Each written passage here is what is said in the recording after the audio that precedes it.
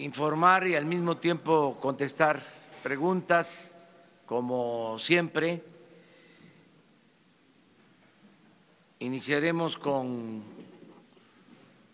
un informe sobre el combate al robo de combustible, el estado en que se encuentra. Seguimos enfrentando todo lo que significa la existencia de tomas clandestinas en todo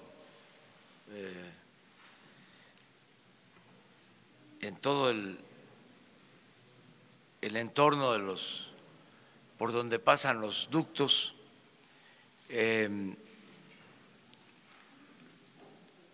Y la manera en que estamos avanzando. Bien, se está regularizando el abasto en general, todavía no como quisiéramos. Ya se logró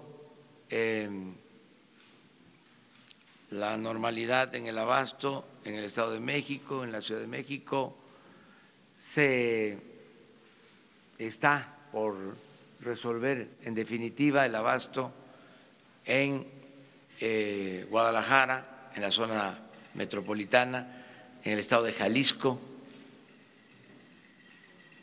Considero que en esta semana se resuelve en definitiva. Estamos atendiendo también el abasto en Monterrey. Vamos poco a poco resolviendo el problema de abasto en Guanajuato, en Querétaro, Michoacán, que son los estados con más problemas. En el resto del país, pues, afortunadamente no se nos ha presentado un problema de desabasto. Estuve el fin de semana en Nayarit, en Sinaloa, y no hay problema de desabasto.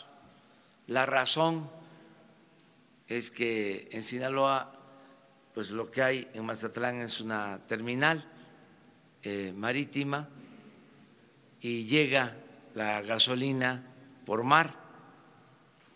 En Sinaloa no hay ductos. Eso hace la diferencia. Entonces no tienen problema. Tampoco Nayarit, que se abastece de Mazatlán. En el caso de Jalisco, sí, porque es el ducto de Guanajuato que va a Guadalajara, Salamanca, Guadalajara. Para resolver el problema, ahí se llevó combustible de Mazatlán y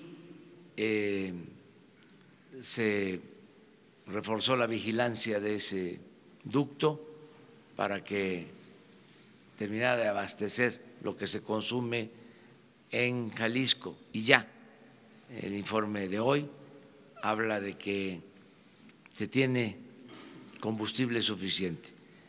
Falta la distribución, pero ya en las terminales de Jalisco hay gasolina. Falta la distribución a las gasolinerías, pero ya se va a hacer en esta semana y yo espero que se regularice. Nos fue muy bien en el recorrido del fin de semana, la gente está muy esperanzada del cambio, nos dicen que no aflojemos ni un paso atrás en el combate a la corrupción y a la impunidad. y vamos a seguir actuando de manera consecuente porque esto es lo que quiere el pueblo de México, que se limpie de corrupción el gobierno, que se limpie de corrupción el país. Y en eso vamos a seguir aplicándonos. El jefe del Estado Mayor de la Defensa, el general Homero Mendoza, va a informarles sobre cómo estamos avanzando en el cierre de tomas clandestinas. Hay una imagen que quisimos mostrarles de esta tecnología que se fue creando, que fue surgiendo de la construcción de las zanjas como cisternas para sacar el producto de los ductos, para almacenar el producto de los ductos, que significan un grave riesgo, un grave peligro, que fue lo que desgraciadamente causó la tragedia en Hidalgo. Pero esto, se los comentaba yo, se repite en todos lados. Esta imagen que vamos a ver es de Querétaro, pero la podríamos estar viendo en Veracruz, en Tabasco, en Jalisco, en Hidalgo, en Puebla, para que internalicemos más lo que significa esta actividad ilícita en riesgo y cómo se fue permitiendo que se arraigaran estas prácticas, cómo hubo omisión, cómo no se hizo nada, cómo se permitió que se llevaran a cabo estas actividades. Entonces, le damos la palabra al general. Muchas gracias. Muy buenos días. Me voy a permitir presentarles una gráfica que describe el esfuerzo que han hecho las Fuerzas Armadas, la Policía Federal y Pemex para la detección y atención de las tomas clandestinas.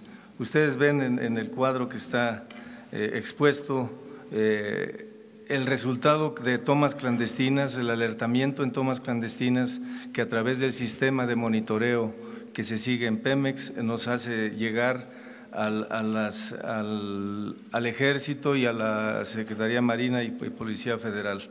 Del 7 al 27 de enero tenemos estos resultados. Han sido localizadas un total de 293 tomas clandestinas, no localizadas porque precisamente el sistema no es tan preciso, no nos da la ubicación exacta, el kilómetro exacto en cada uno de los ductos, que nos diera la certeza y nos diera la oportunidad de atender eficazmente cada toma.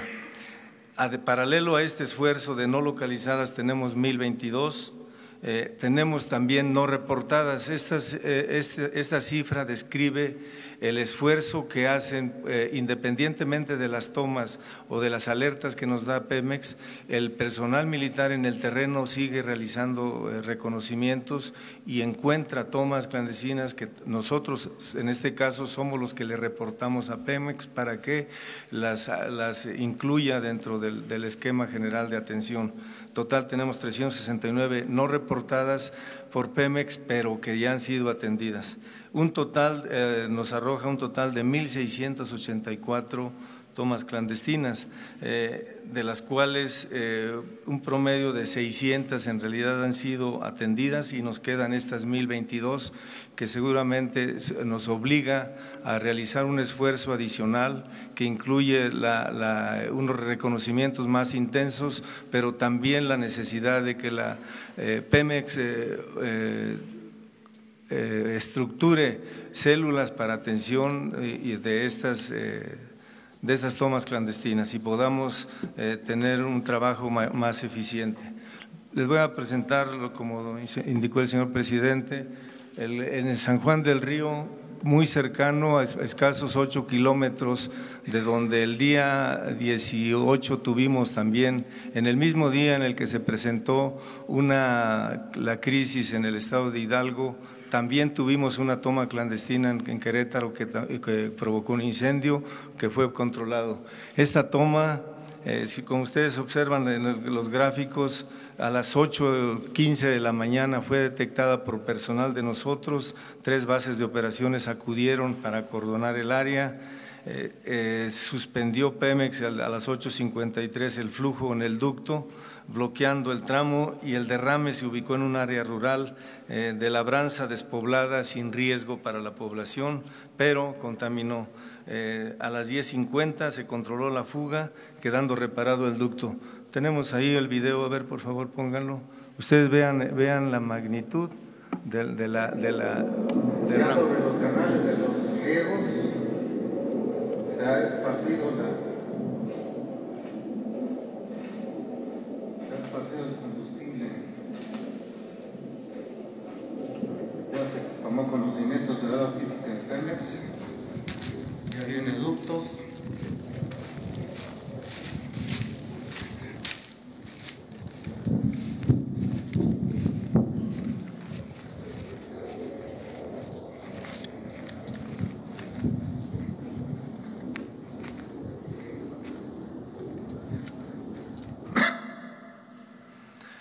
Bien, como ustedes pueden apreciar, esto precisamente confirma el riesgo que representa este tipo de actividades ilícitas, porque cualquier chispa, cualquier flamazo provoca el incendio y consecuentemente en el caso de los que acuden pobladores o personas a tomar el combustible de esta manera ilícita, pues pueden tener alguna lesión.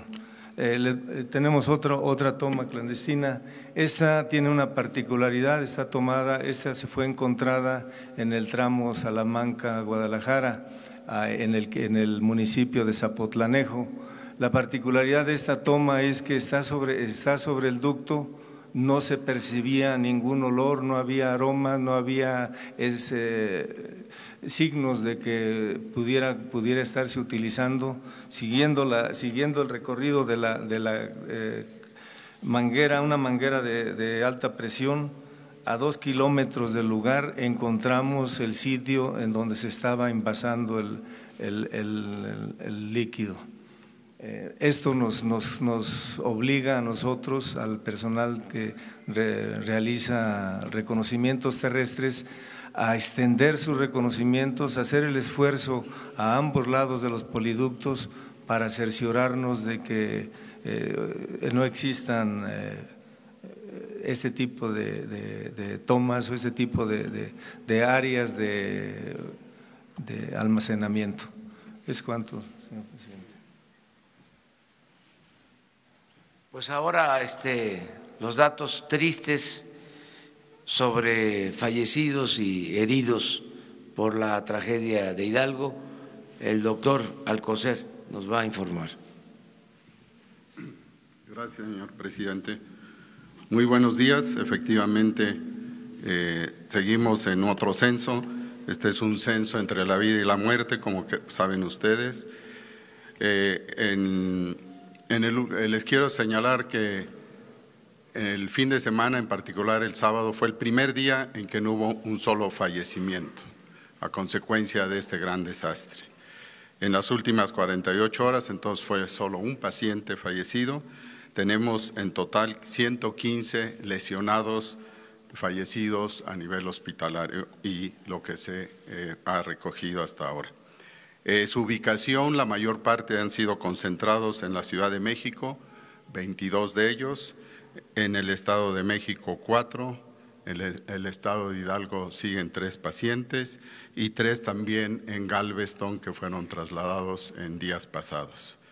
En este informe, digamos, bueno, en el sentido de que van disminuyendo las muertes, les quiero comunicar que tuve la oportunidad de hacer una visita personal a los 8 pacientes que se encuentran en el Instituto Nacional de Rehabilitación, en el Centro Especializado de Investigación en Quemados, donde se pudo constatar en algunos de estos pacientes, todavía en gravedad, ya hay un estado de conciencia de ellos, están conscientes de su situación. Se ha iniciado la labor de mediano plazo con los injertos que tienen que recibir, con una buena aceptación y desde luego los familiares ya están conscientes de esto, mandan saludos, agradecimientos y pude constatar entre estos agradecimientos al señor Presidente de la República y más aún el evaluar que no les falta nada en los recursos, que médicamente así fue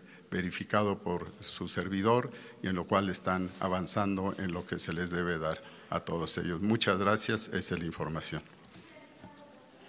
¿Perdón? 32. Doctor, perdón. El estado de salud de estas 32 personas podría considerarse como delicado, grave o ¿cuál es su evolución? Sí, y sin lo dinámico de esto, hablar de estas cifras no es fácil. La gran mayoría, por una lógica de que los más graves han fallecido, tienen un futuro, un pronóstico mejor. Sin embargo, todavía hay la mitad de ellos, podríamos decir en forma aproximada, tienen que pasar, están de una terapia intensiva, tienen que pasar a una situación más estable y donde desde luego esto se acompaña de potenciales decesos, pero desde la perspectiva médica esto va mucho mejor al cumplirse 9 días de esta situación. Muchas gracias. Muy bien, pues entonces vamos a preguntas y respuestas. Ayúdenme, ¿no?, para proponer. Vamos acá, a la derecha. Una pregunta pendiente respecto a su posición sobre la operación de la planta de Laguna Verde en el estado de Veracruz. Perdone que lo oí este tema, pero en Veracruz es un tema de protección civil. Los caminos de protección de esta planta no están a la altura de las circunstancias, como punto número 1, y piden los veracruzanos, señor presidente, que se someta a consulta la operación de Laguna Verde. 30 años de mares de corrupción y falta de seguridad, por un lado. Por el otro lado, señor presidente, hay 2 tenientes coroneles y 2 generales involucrados con el tema del huachicoleo. Usted mismo lo comentó en alguna ocasión. ¿Qué se hará sobre el particular? Porque ellos son parte de la espiral de corrupción con el tema del huachicol. Y finalmente, señor presidente, en el caso de Venezuela hay un vicepresidente actualmente del gobierno venezolano que es investigado por los Estados Unidos por presuntos vínculos con el narcotráfico. Si eso podría cambiar la posición del gobierno mexicano en el caso de Venezuela.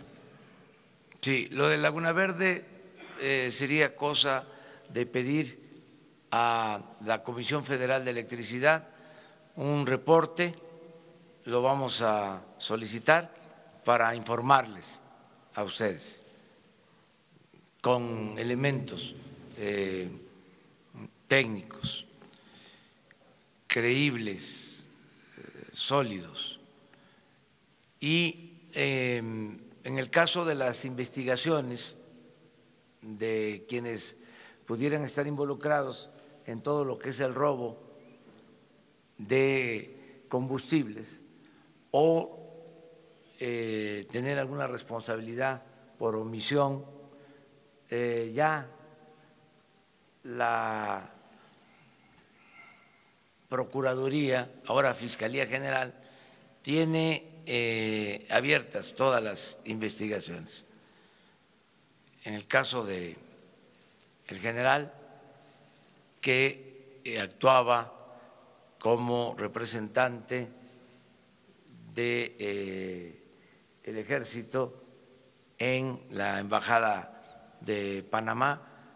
Ya me ha informado el secretario de la Defensa que se le pidió su regreso para que si tiene alguna responsabilidad sea investigado. Esa es la información que tengo al respecto. Sobre Venezuela, nuestra postura pues es la misma, es lo que establece nuestra Constitución, no nos vamos a mover de ahí porque tenemos que ser respetuosos de los principios de no intervención, de autodeterminación de los pueblos, de solución pacífica de las controversias. Esto se ha aplicado durante mucho tiempo en la política exterior mexicana, son principios básicos. Cuando no se han aplicado estos principios, no se ve bien. La recomendación de nuestros diplomáticos es que nos ciñamos, que nos ajustemos a los principios constitucionales, que seamos muy prudentes de no intervenir en asuntos de otros pueblos, para que también de esa manera podamos fortalecer nuestra soberanía, que no haya ningún gobierno extranjero, ninguna hegemonía que quiera entrometerse en asuntos internos de México. Es un principio. Cuando triunfa la República, luego de derrotar a los invasores extranjeros, luego de que entra triunfal Juárez al triunfo del movimiento liberal, de la derrota del conservadurismo, cuando se reafirma de que México iba a ser un país libre, independiente, soberano, es cuando se pronuncia ese memorable discurso cuya frase sintetiza lo que es nuestra política exterior entre las personas, entre los individuos, como entre las naciones. El respeto al derecho ajeno es la paz. Dicen algunos que es un principio anacrónico, que han cambiado las cosas. Nosotros consideramos que es un principio vigente. Tan es así que está en nuestra Constitución, en el artículo 89, fracción 10ª. Entonces, vamos a seguir actuando de esa forma, de esa manera. Gracias, presidente. Buenos días, Estefan Ochoa de ADN 40. Yo quisiera saber cuál es su reacción sobre el tuit que esta mañana publica el expresidente Vicente Fox, señalando que Olga Sánchez Cordero y Alejandro Hertz Manero trabajaron con él de la mano desde la Suprema Corte y con las fugas de los ductos. Esto en relación a lo que nos comentó el viernes pasado. Y en otro tema, preguntarle si en la reunión, en el encuentro que tuvo con el gobernador del Estado de México, Alejandro del Mazo, hablaron sobre el tema del feminicidio, porque el día de ayer fue encontrado el cuerpo de una niña de 11 años en Chimalhuacán después de haber desaparecido hace algunos días. Gracias. No voy a engancharme con ese asunto del expresidente Fox. Él está muy activo, opinando bastante. Yo lo único que puedo decir que en un sistema político como el nuestro la responsabilidad principal la tiene el presidente, no los colaboradores. Si hay voluntad política del presidente de que las cosas cambien, se logran los cambios. Si el presidente dice no va a haber corrupción y hay esa voluntad política de evitar la corrupción, se avanza. El ejemplo se da arriba, no tiene que ver con los colaboradores. Ese es mi punto de vista, en general, como concepto. Depende de los presidentes. Por eso, cuando se habla de juzgar a corruptos, siempre he pensado que se tiene que empezar, si eso es lo que conviene a la nación, de arriba para abajo. Y lo que estamos haciendo es limpiar al gobierno de corrupción precisamente de arriba para abajo. ¿La otra pregunta? Sobre su encuentro con el gobernador Alfredo del Mazo. Sí, hablamos sobre lo que tiene que ver con la seguridad en el Estado de México, feminicidios, todo, desde luego.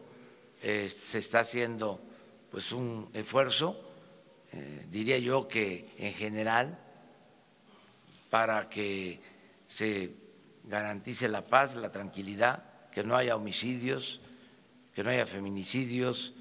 Estamos trabajando en eso. No es algo que no tratemos todos los días.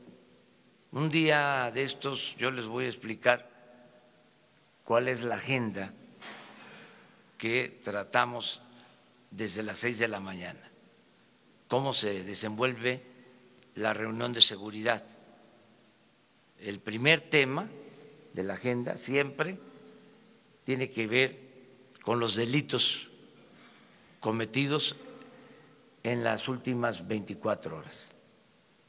Entonces, sabemos qué delitos, cuántos homicidios, cuántos robos de vehículos, sabemos en dónde, en qué municipios, en qué estados, y esto nos da tendencia y se actúa a partir de lo que está sucediendo. Tenemos una idea clara de dónde hay más homicidios, las causas, todo lo que sucede en las últimas 24 horas. Y estamos atendiendo un problema que es también grave, severo, el problema de la inseguridad, de la violencia, por lo mismo, porque no se atendieron las causas y creció mucho. Entonces estamos iniciando los programas sociales, que consideramos que eso nos va a ayudar bastante, porque es lo preventivo, eso nos va a ayudar a que la gente tenga opciones, tenga alternativas, que los jóvenes tengan trabajo, que no se vean obligados a tomar el camino de la delincuencia, pero lleva tiempo. También nos estamos organizando cada vez mejor con la integración de las corporaciones policiales, el apoyo del Ejército, de la Marina, el que todos los días esté conmigo el secretario de la Defensa desde las 6 de la mañana, el secretario de Marina, el jefe de la Policía Federal, el secretario de Seguridad Pública, la secretaria de Gobernación. Todo eso ayuda mucho. Estamos dedicados de cuerpo y alma a serenar el país, pero es un proceso porque fue mucho tiempo. Esto es el equivalente al porfiriato. El porfiriato, lo he dicho, significó 34 años. Este periodo llamado neoliberal fueron 36 años de saqueo, de abandono al pueblo, de ineficacias, de complicidades. Se fue creando una red de complicidades, de componendas. Se tenía tomado, secuestrado al gobierno. El gobierno estaba al servicio de una minoría rapaz, de los que se dedicaban a saquear, a robar.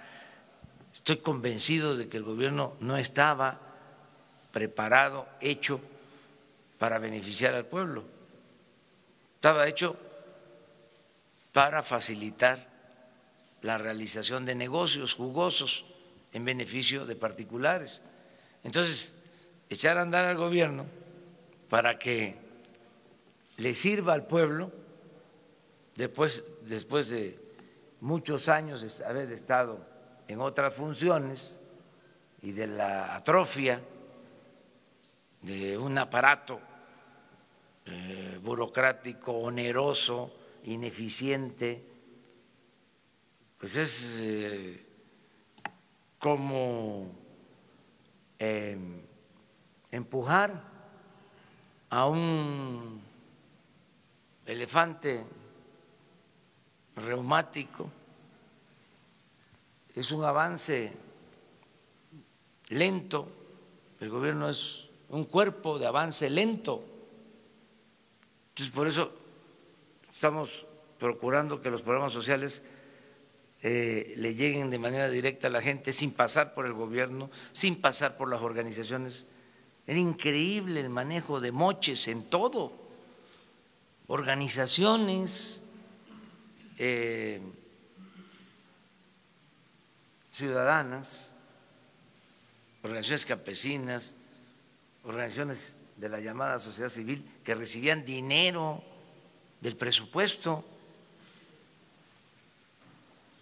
y para todo era dinero, todo lo resolvían repartiendo dinero y no le llegaba nada a la gente. Entonces, eso es lo que estamos atendiendo, vamos bien y yo espero que en 6 meses esté ya funcionando el gobierno. A ver, ella y luego tú.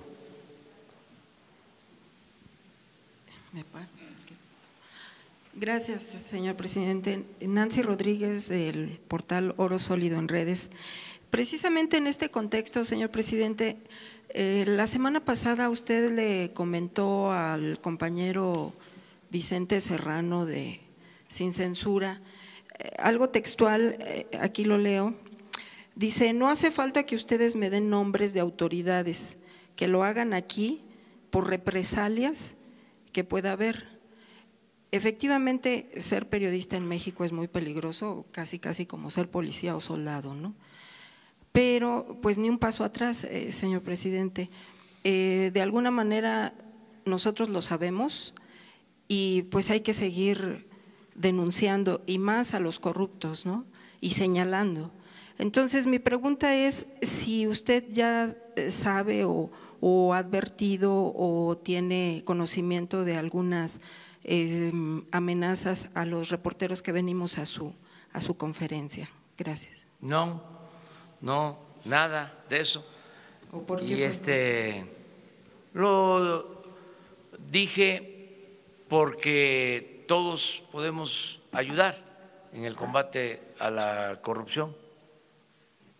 Y en el caso del gobierno nuestro, o sea, a mí me ayuda mucho si ustedes señalan que hay un funcionario público, como se hizo aquí.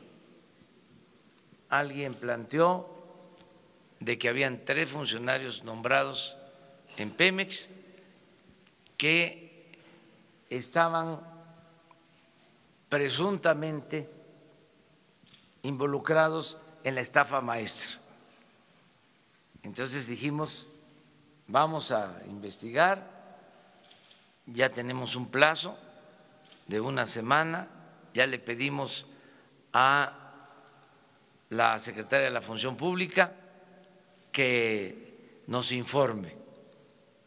Ya va corriendo el tiempo, creo que a mitad de semana se cumple el plazo y aquí les decimos sobre estos 3 servidores públicos. Esa es una contribución porque eso yo no lo sabía. Es parte de la investigación periodística.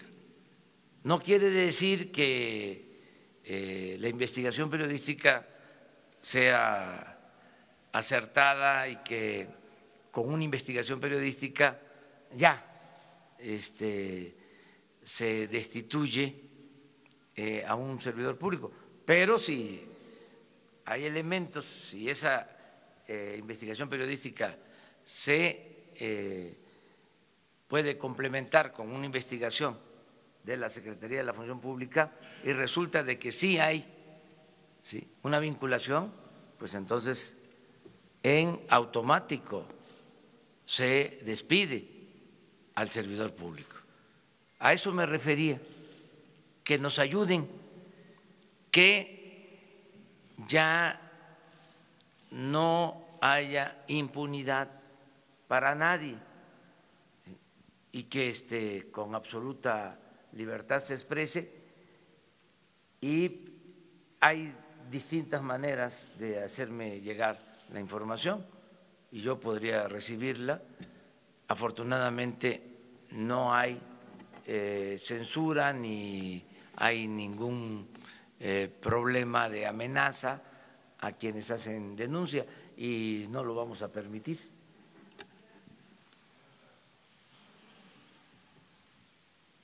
Buenos días, presidente. Varias preguntas. La primera, el viernes nos hablaba sobre la tecnología para detectar el robo de combustible. Preguntarle si ya determinó algún tipo de sustancia que se pueda usar, algún tipo de marcador que el gobierno pueda usar para detectar el robo de combustible, si ya está usted ya con la decisión de contratar este tipo de tecnología. También preguntarle, hace unos días nos informó sobre el tema de una empresa a la que no se le devolvieron millones de pesos. Quería preguntarle si hay una lista, si usted sabe cuántas empresas están en esta condición, si puede transparentar las devoluciones de IVA que se le dan a las empresas. La otra pregunta, vimos ahorita la zanja de una toma clandestina. Esta gasolina, si uno la toma con una cubeta y la echa a un automóvil, a un tractor, ¿el tractor funciona bien o qué pasa? Veo que se mezcla con tierra esta gasolina, ¿sigue siendo eficiente la gasolina? Y por último, preguntarle si ya habló con el gobernador de Michoacán sobre el tema de los maestros. Gracias. Bueno, lo de la gasolina sí se utiliza, sí es utilizada para el transporte, a pesar de que es en ese tipo de cisterna o de esa manera se almacena de la tierra, sí se vende la gasolina que se recoge de las zanjas. No he hablado con el gobernador de Michoacán, estaba en una visita de trabajo, pero sí hemos estado atendiendo el tema en Michoacán. Ya se transfirió el dinero para que se le pagara a los maestros. Desde el viernes se les entregó el dinero al gobierno del Estado. Tengo entendido que ya están pagando. Sin embargo, están ellos demandando otras cosas. Nosotros no vamos a caer en ninguna provocación. Si son fines políticos, no vamos nosotros a ceder ni a reprimir. Cada quien se va a hacer responsable de sus actos. Cuando hay una actitud de intransigencia, cuando no hay una causa justa por la que se protesta, sino son otras razones, pues la misma gente se da cuenta y esto no ayuda a ninguna organización. No lo puedo asegurar, pero ellos tienen que entender que son otros tiempos. Nosotros no estamos en contra del pueblo ni somos represores. Al mismo tiempo, tenemos autoridad moral suficiente, no tenemos problema de conciencia, como para no dejarnos chantajear por nadie, sea quien sea. El gobierno representa al pueblo, el presupuesto es dinero del pueblo. Si no hay razón, no vamos a ceder. Es Juárez gobernando, el ejemplo de Juárez. Nada por la fuerza, todo por la razón y el derecho. No tengo el dato, pero era lo que se estaba solicitando. Aclaro que no es una responsabilidad del gobierno federal, es del gobierno del Estado. Sí, se le adelantó al gobierno del Estado un recurso para que pudiera atender la demanda. Sí, ellos dicen que de todas maneras le van a seguir y que ahora va a ser por otras razones, están en libertad.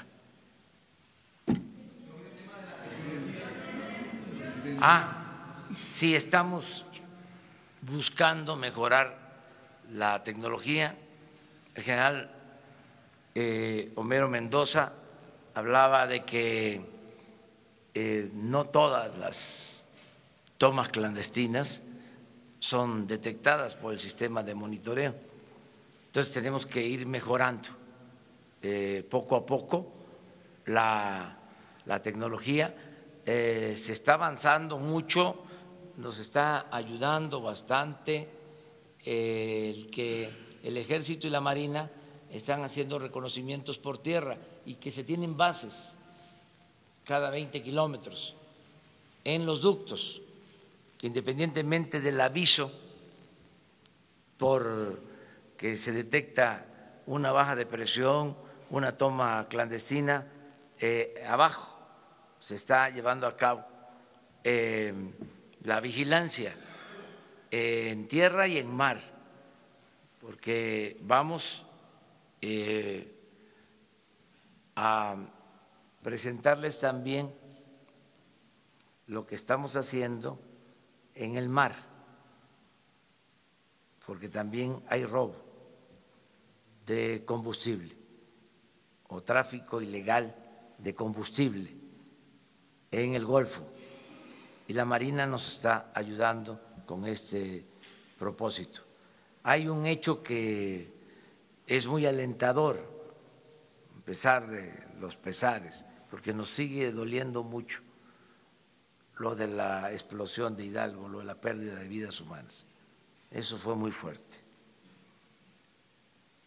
Pero entre las cosas favorables de esta estrategia está en el hecho que se va a demostrar de la disminución del robo.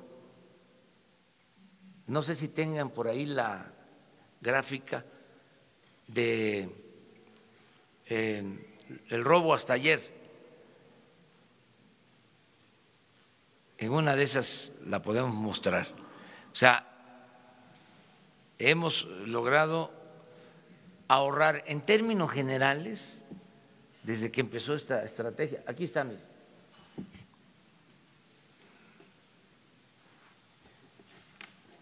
Con el permiso.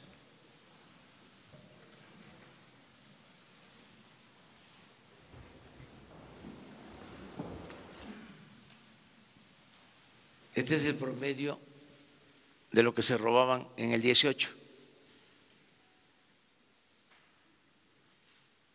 En miles de barriles. 56,000 barriles diarios. A ver si alcanzan ustedes a ver, porque yo aquí ya no veo. ¿Qué? ¿Mande? Sí, noviembre. Se fue a 81,000 barriles. No, gracias, general. Y esto es diciembre del 1 al 20, antes de iniciar. 74,000. Aquí empezamos. Al control de los ductos y el combate al robo.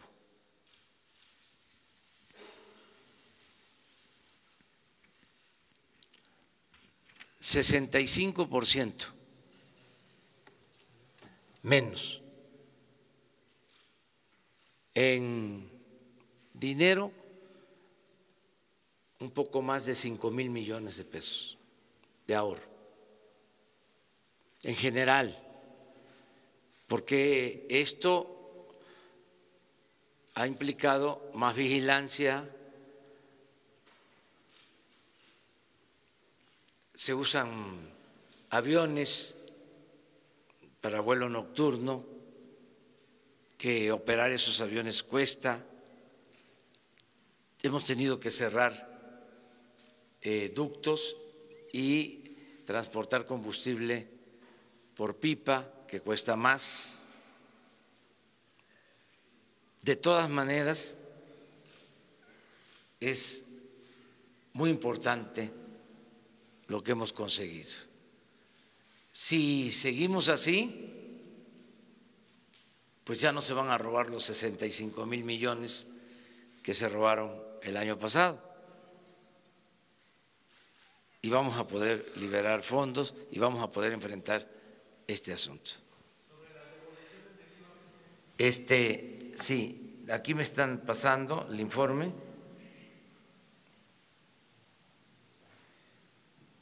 $200 millones de pesos el viernes se entregaron para los maestros de Michoacán y 800 millones de pesos hoy para maestros de Michoacán. O sea, 1,000 millones, así es, ¿verdad? Bueno, es una devolución para una empresa de IVA de miles de millones de pesos que se detuvo en la Suprema Corte de Justicia. Investigan ustedes, ¿no? Para que yo no…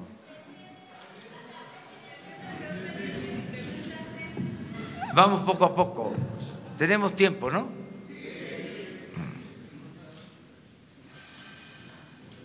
Gracias, presidente. Buenos días. Consultarle entonces cuál podría ser la salida al tema de Michoacán, porque finalmente las vías siguen tomadas, las pérdidas económicas, ya decía ayer el secretario de Comunicaciones, impactan a todo el país.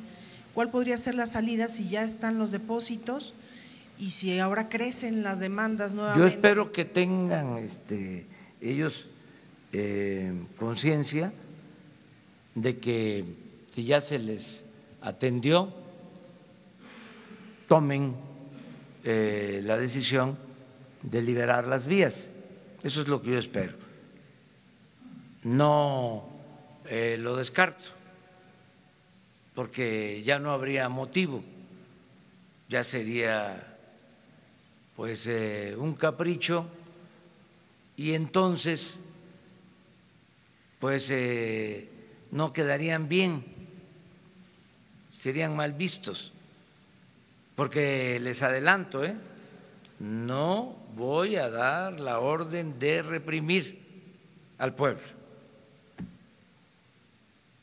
No es debilidad, es que me voy a apoyar en la fuerza de la opinión pública. Quienes sin razón actúen de esa forma se van a debilitar mucho como organización. Yo conozco de esto. Las intransigencias no son opción, no son alternativa, no tienen nada que ver con la izquierda. Ese radicalismo tiene que ver con el conservadurismo, es cuando los extremos se tocan.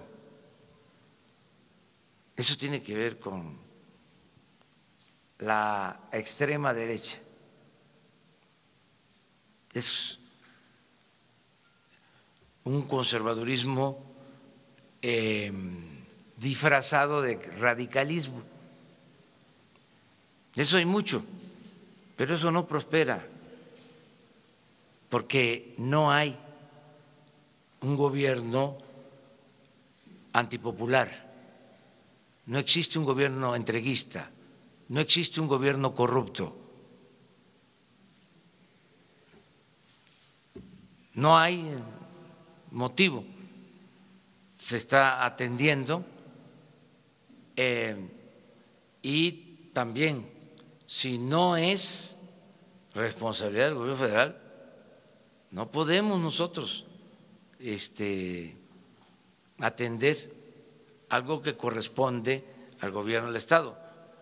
Estamos ayudando, transfiriendo estos fondos al gobierno del Estado. Yo espero que se resuelvan las cosas, pero no voy a caer en ninguna provocación, que lo otro es, a ver, mandamos a la gendarmería a desalojarlos. No, por principios no lo hacemos. Nosotros vamos en contra de la represión y pensamos que así es mejor. Si no, quién sabe qué pueda haber ahí detrás. Presidente, también consultarle sobre este nuevo fenómeno que se ha registrado ahora con la estrategia de combate al robo de combustible. Se cierran los ductos y entonces ahora quienes se dedican a esa actividad ilícita aprovechan que el ducto está vacío para realizar varias tomas o abrir varios o picar varias veces el tubo y tener entonces más acceso a combustible de manera ilegal cuando se abre el ducto. Sí. ¿Este fenómeno cómo lo van a enfrentar? Lo estamos atendiendo. En efecto, se carga el ducto, se empaqueta, así se le dice, y lo pinchan, se tiene que cerrar y lo que queda de producto es lo que ordeñan, es lo que extraen, pero ya estamos viendo eso también. ¿Mande? ¿No resulta contraproducente el haber No. cerrado y que se generen más No, pinchazos? es que antes, y ese es el cambio, se mantenía abierto, sonaba la alarma, podía estar todo un día sonando la alarma de la fuga, de la toma clandestina, de la baja de presión, y no se atendía. y a veces se argumentaba de que era para no afectar el abasto. Entonces, no afectas el abasto, pero permites el robo.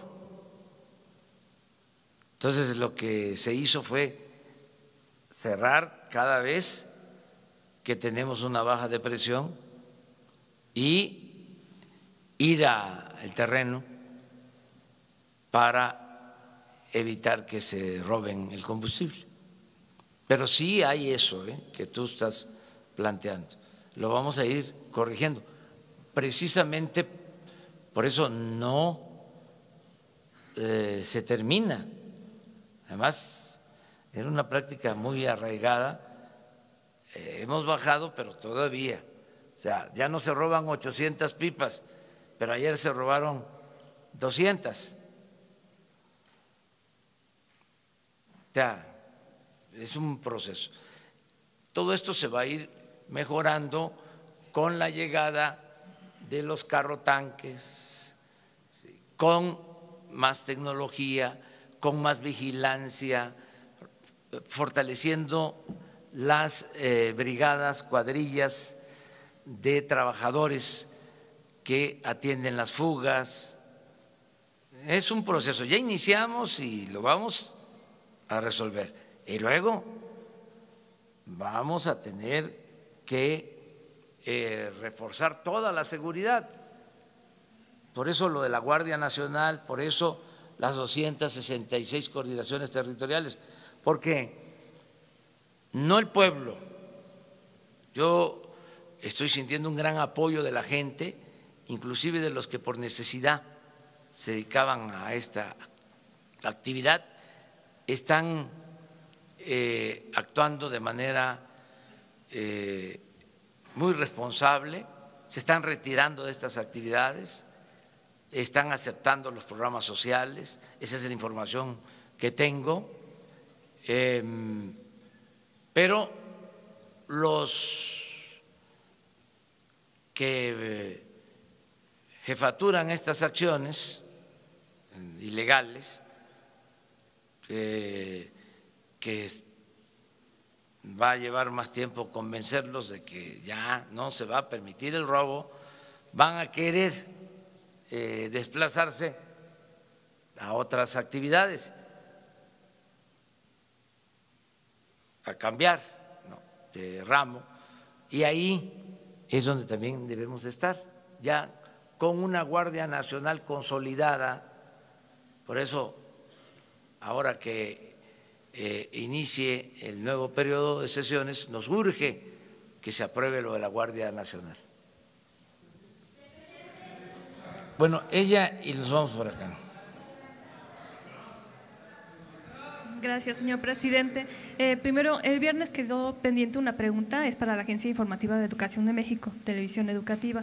Era sobre el mensaje que ha dado en su gira, sobre la necesidad de reforzar los valores, el papel que jugaban los adultos y qué papel también tiene la cartilla moral. Y aprovechando, preguntar sobre la gira que realizó ayer, si nos pudiera detallar un poco más sobre la estrategia nacional de lectura, a dónde se va a distribuir, de qué manera, cómo se va a evaluar, si tiene beneficios. Bueno, no sé si tengan por ahí una cartilla moral para mostrarla. Ahora la conseguimos. Se van a imprimir 10 millones de cartillas. Es un texto, sí, préstamelo.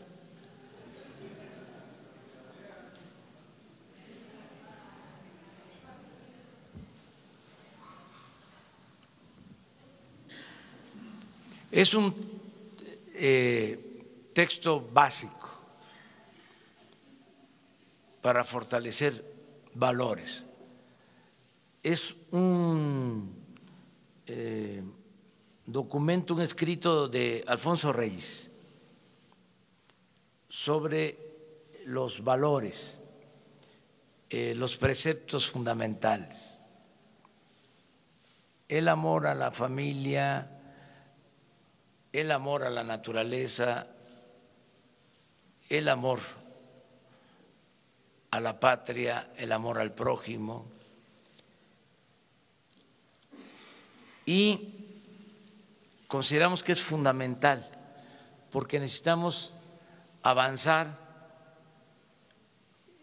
en el bienestar material y también en lo que se relaciona con el bienestar del alma. No solo de pan vive el hombre. Ayer citaba a un poeta español, Paco Ignacio Taibo, que decía: si tengo hambre, que me den la mitad de un pan y la otra mitad que me la entreguen con un libro. Eso es lo que tenemos que procurar, que la transformación se dé fincada en dos pies, lo material y lo espiritual, el fortalecimiento de valores. A veces se confunde y se piensa que tiene que ver con lo religioso. Alfonso Reyes lo aclara muy bien. No, son valores que se han preservado a lo largo de la historia, desde los griegos, desde antes del cristianismo. Y estos valores, pues necesitamos infundirlos, pero además ya se tienen en nuestra sociedad, en nuestras familias, en los pueblos, en las comunidades. Nada más que por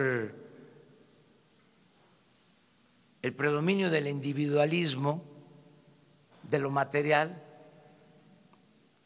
han quedado eclipsados valores, pero son tan fuertes que no han desaparecido, y es lo que nos va a permitir regenerar la vida pública del país, los valores que existen en nuestro pueblo. Nuestro pueblo es trabajador, es honesto, es fraterno.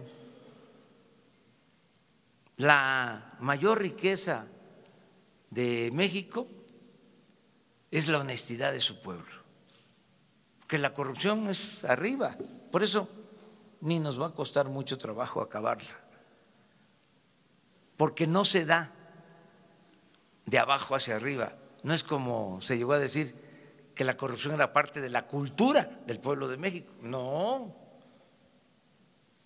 claro que no. Nuestro pueblo tiene muchos valores. Entonces, esta cartilla se va a entregar a todos los adultos mayores, que son cerca de 10 millones. Los adultos mayores que van a recibir la pensión, porque ahora la pensión a adultos mayores va a ser universal, van a recibirla como 8 millones de adultos mayores, casi todos. Y les estoy pidiendo que con sus hijos, con sus nietos, en la familia, nos ayuden a leer, hacer un círculo de estudio sobre la cartilla para fortalecer los valores. Fíjense que esta cartilla tiene adquirido los derechos de autor por la SEP. Es una historia interesante, porque en 1992 se iba a editar, es más, se mandó a hacer para distribuirla en las escuelas a los maestros. Y en aquel entonces los dirigentes sindicales dijeron que era una intromisión religiosa y ya hecha se quedó en bodega. Por eso ahora, cómo han cambiado las cosas, ¿verdad? Las vueltas que da la vida. Ahora no nos costó porque tenemos los derechos de autor de aquel entonces y además pues ya no hay oposición porque ya se entiende que no tiene que ver con lo religioso, que es una concepción laica del fortalecimiento de valores y que además es necesario ante la descomposición social que se padece. Ayer se inició el programa de fomento a la lectura en Mocorito, Sinaloa, porque ahí en el Porfiriato, en Mocorito, se publicó una de las revistas de literatura más importantes que han habido en la historia, la revista Arte, de Enrique González.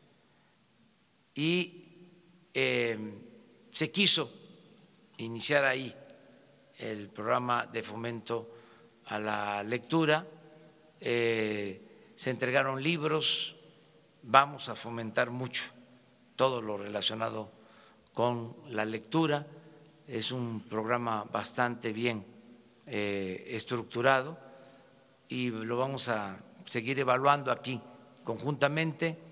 El responsable es Paco Ignacio Taibo.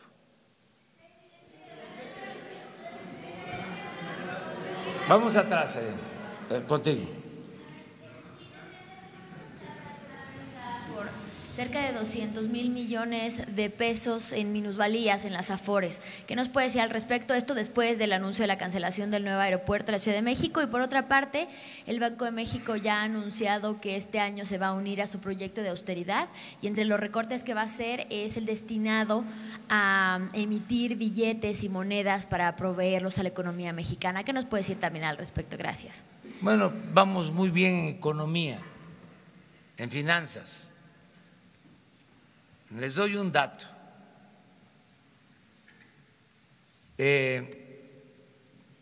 Llevaba tiempo, 20 años, desde hace 20 años, si es que la información del Financiero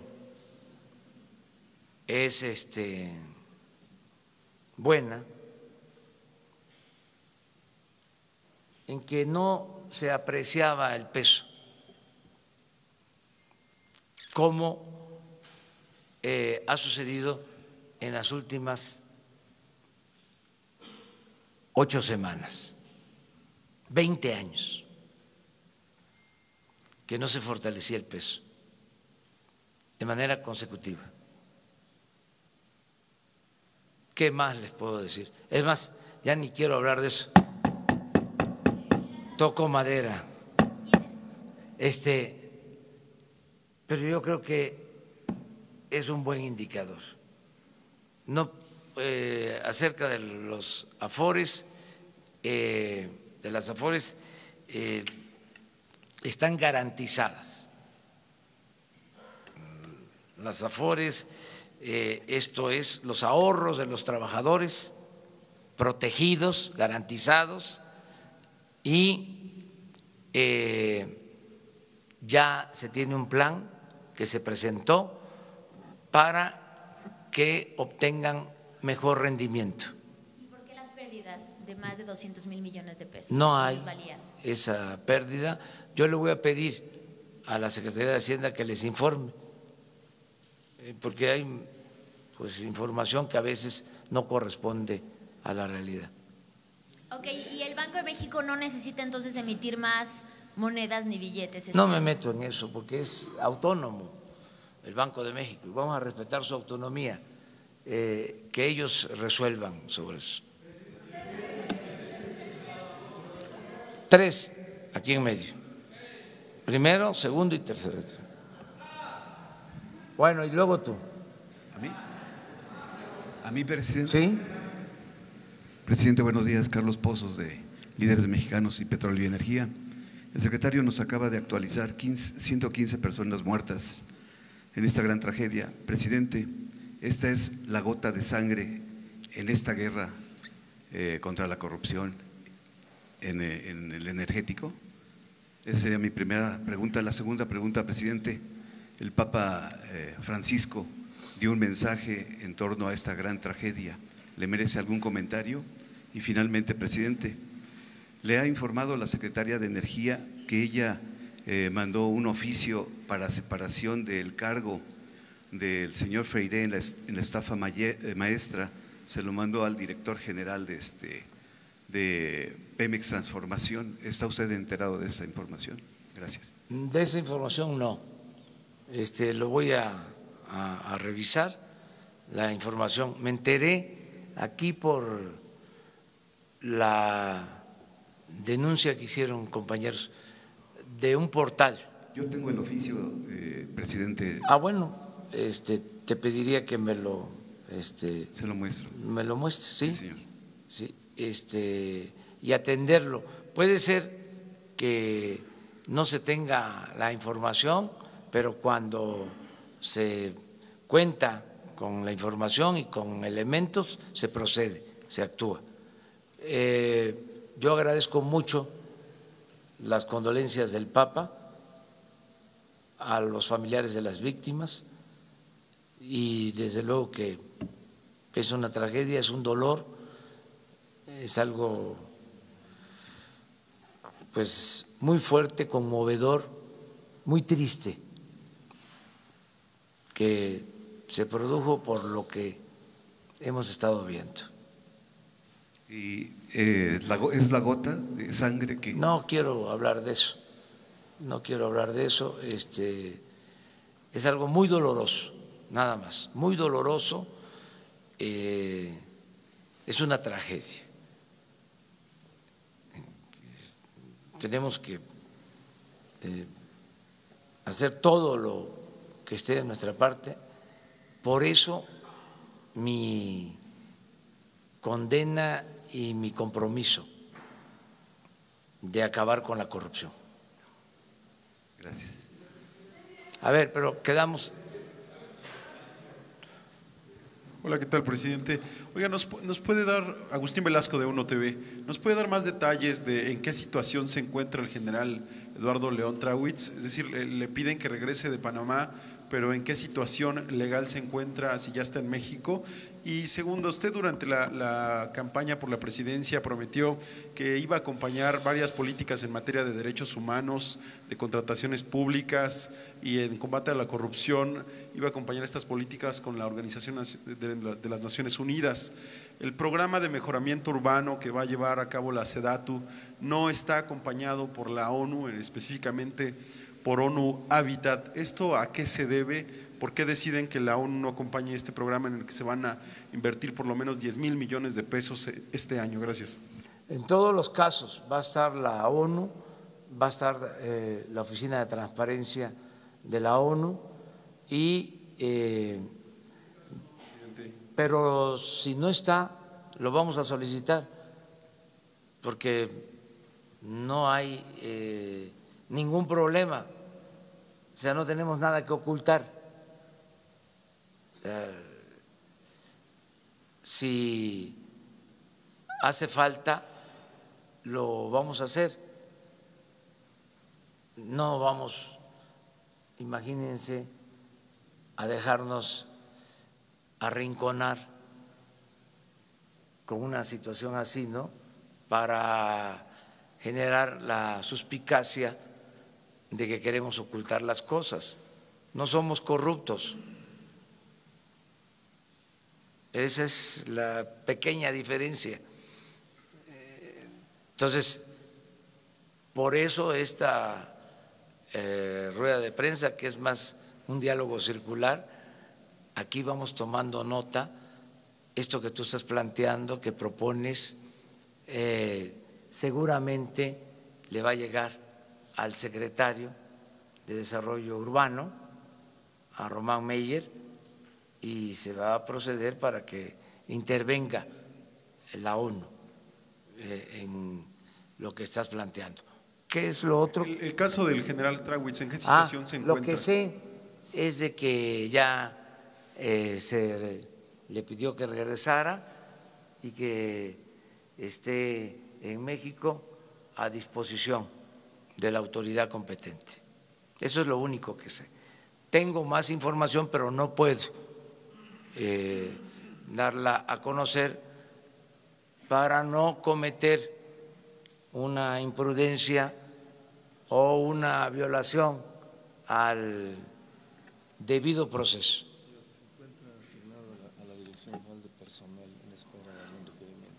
A ver, usted mismo. Perdón, el general regresó de su comisión que tenía en Panamá y se encuentra asignado a la Dirección General de Personal en espera de que se le presente o se le haga algún requerimiento legal o administrativo en razón a su función como jefe de la subdirección de salvaguarda de la Pemex. ¿Se encuentra arrestado? No, bajo ningún concepto. Él está asignado a la Dirección General de Personal. No hay hasta ahorita nosotros no tenemos ninguna notificación oficial o judicial respecto a él. Únicamente espera a que se le notifique alguna. Simplemente fue una medida asumida por la Secretaría de la Defensa Nacional de tener la oportunidad de que en caso de ser requerido se presente. Ya. Vámonos. Una más.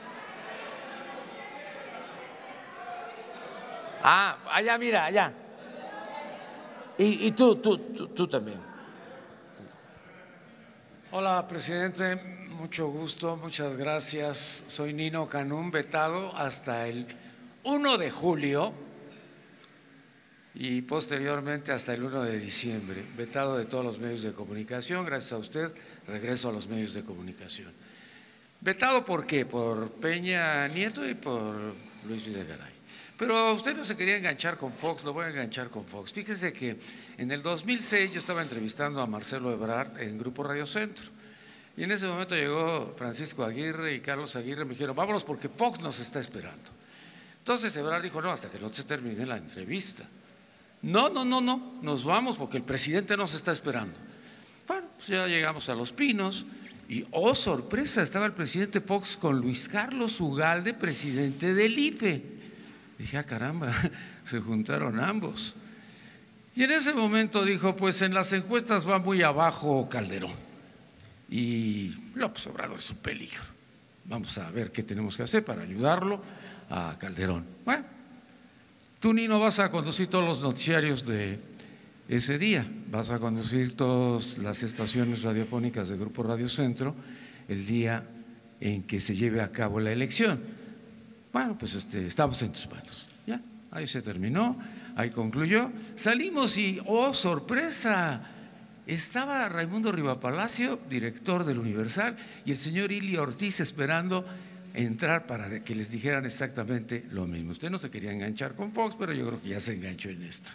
Y la otra, fíjese que pues eran 1.680 millones de pesos que se tomó el señor Carlos Romero de Champs, para entregárselos a La Bastida. Se dijo que no se los dio a La Bastida, que se los dio a Emilio Gamboa. No, que no se los dio a Emilio Gamboa, que se los dio a Esteban Moctezuma, actualmente secretario de Educación. Pero no, Emilio Gamboa dijo, no se los dio a nadie, se los dio a Diodoro Carrasco, que era el secretario de Gobernación con Zedillo. Pero bueno, pues ahí se quedó ese dinero y ganó Fox. Qué raro, ¿no? Sí tenían 1.680 millones de pesos que jamás utilizaron. Enrique Peña Nieto llega a mi casa y cuando llega a mi casa me dice, quiero que seas el próximo director de comunicación social conmigo. Entonces yo le agradecí enormemente, le dije que no, que muchas gracias, que pues yo no sabía de eso, cómo iba a ser director de comunicación. Le pidió a mi esposa Mara que lo ayudara también y pues le dijimos que no, que muchas gracias, y entonces se levantó y me dijo, a un presidente de la República nunca se le dice no. y se salió y nunca más volvió a saber de nadie de ellos y quedé vetado. Y yo me pregunto, con todo esto que ha venido sucediendo y que se habla mucho de Romero de Champs, ¿Romero de Champs va a tener algún problema? Porque hay un frente independiente petrolero de Sergio Morales, creo que se llama, que tiene no sé cuántos años pugnando porque, bueno, pues se investigue a Romero de Champs, pero parece que pues hay mucha complicidad de los presidentes o de los anteriores, como usted dice. Se ven muy traviesos. Yo veo muy travieso al Fox, veo muy travieso al Calderón y veo muy travieso al Peña, como usted menciona. Entonces, ¿no será que, bueno, pues los traviesos no le permiten a usted poder llegar a cabo una investigación? Y nuevamente, señor presidente, muchas gracias, porque gracias a usted regreso nuevamente. Y le quiero decir que estaba yo esperando la llamada de Emilio Azcárraga porque lo fui a ver a Televisa, la de Ricardo Salinas de Televisión Azteca y de Tristán Canales, que nunca me hablaron, Olegario Vázquez, que yo creo que perdió mi teléfono, MBS de Vargas, pues me dijo, ya, contratado, y nunca más me volvieron a llamar. Parecía que estaba yo vetado, pero ahora se me abrieron las puertas. Cuando llega usted, se abren las puertas, la libertad de expresión termina con la ley Mordaza, y yo soy muy agradecido al presidente de la República, y muchas gracias, señor. Bueno, muchas gracias, Nino. Pues qué interesante, ¿no?, poder tener estos diálogos abiertos, que hablemos aquí con libertad y con franqueza. Esto es la comunicación sin censura. Felicidades por regresar, ¿sí? Que te vaya. Gracias a usted. No. Si usted no hubiera llegado a la presidencia, yo seguiría vetado. No. Tenía yo la sede, pero yo no Vamos sabía. a decir que es por la voluntad de los ciudadanos que decidieron que lleváramos a cabo un cambio en el país. Fueron millones de mexicanos que votaron por un cambio verdadero. Y acerca de lo que estás diciendo de Romero de Champs, a una pregunta del Reforma, yo dije que íbamos a solicitar información sobre el estado que guardan las denuncias contra Romero de Champs, si existían denuncias sobre robo de combustible. Y ya pasó el tiempo, yo hago el compromiso con ustedes de que pasado mañana informamos. Ya había una solicitud que se hizo, Gobernación hizo la solicitud a la Fiscalía General, se dio una respuesta, pero se está indagando más. ¿Se acuerdan que surgió el tema porque hubo una investigación periodística? Yo dije, bueno, esa es la investigación periodística, pero vamos a ver qué pasa en el proceso legal judicial, porque no podemos solo basarnos en una investigación periodística. Entonces estamos recabando información para ver cómo están estas denuncias, si existen estas denuncias, y aquí con toda transparencia informarlo a ustedes. Pasado mañana.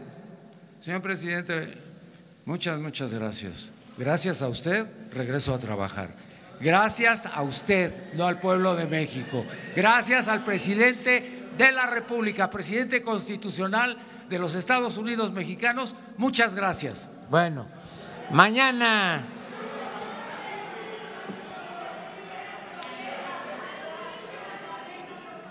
Miren, me está, ¿cómo? Agenda hoy. Tengo mucho trabajo. Hoy vamos a resolver sobre la licitación del Tren Maya. Hoy vamos a resolver sobre el proceso de construcción del aeropuerto de Santa Lucía. Vamos a seguir atendiendo la dispersión de recursos para los programas sociales. Por ejemplo, tenemos los fondos, pero se requieren los censos y se requiere que el adulto mayor que no estaba incluido tenga su tarjeta. Lleva como un mes que estamos empujando para que los adultos mayores jubilados, pensionados del ISSSTE y del Seguro ya reciban su apoyo, que no recibían su apoyo. Aparentemente es fácil porque ya existen los padrones, tanto en el ISSSTE como en el Seguro, de los que reciben pensiones. Es nada más pues un trabajo técnico decidir de 68 para arriba entregarles los 2.550 pesos adicionales. Pero el cotejar los padrones, el revisar que estén bien, lleva tiempo. Van a recibir 1,5 millones de adultos mayores solo del Seguro Social este apoyo adicional de los 2.550 pesos bimestrales, pero solo hemos podido ya dispersar de ese 1.500.000 450.000. Entonces, ¿qué estamos haciendo? ¿Cuál es el trabajo? Es apurarnos para que se dispersen estos fondos, porque de esa manera, para que tengan una idea, vamos a dispersar como 300.000 millones de pesos con tarjeta, porque ya no se va a entregar el dinero en efectivo, todo va a ser con tarjeta y referenciado, personalizado. No se va a entregar el apoyo a la gente a través de intermediarios. Entonces, elaborar esta nueva mecánica, que el beneficiario reciba el apoyo de manera directa, es de la tesorería al beneficiario, sin pasar los recursos por la estructura administrativa ni por las organizaciones. Entonces, esto requiere de censo, requiere de tener bancos. No hay sucursales de bancos en todas las cabeceras municipales del país, ya no hablemos de los pueblos apartados. Si un estudiante de preparatoria va a recibir 1.600 pesos cada 2 meses y se tiene que trasladar a donde hay un banco, pues se va a gastar 200 pesos en pasaje y en sus refrescos y demás. Entonces estamos buscando la manera de acercar las sucursales bancarias, fortalecer mucho el Banco del Bienestar, que queremos que tenga presencia en todo el territorio nacional. Para eso también es fundamental el que tengamos la conectividad por Internet en el país. Un sistema bancario sin conectividad al Internet no funciona. Entonces, vamos a tener esa conectividad nacional, que ahora, repito, es del solo 25% del territorio nacional.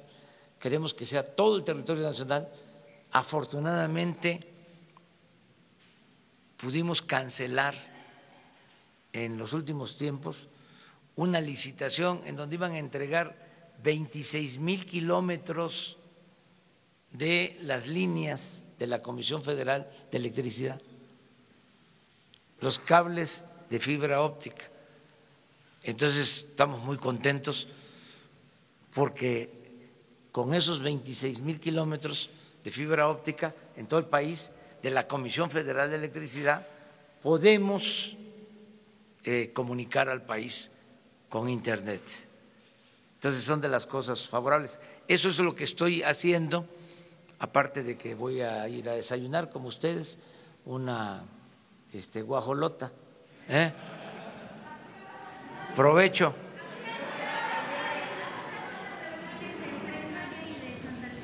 Ahora mismo empezamos ya. Sí, es lo del Tren Maya y lo de todo el gabinete. Nos vemos mañana.